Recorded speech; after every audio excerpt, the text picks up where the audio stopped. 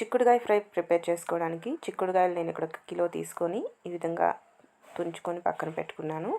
ఇప్పుడు ఇందులోకి కొద్దిగా సాల్ట్, కొద్దిగా వాటర్ యాడ్ చేసి ఒకసారి మొత్తం కూడా కలిపేసుకొని మెత్తగా ఉడికించుకుందాము. చాలా టేస్టీగా ఉంటుంది, ఈజీగా కూడా ఉంటుందండి.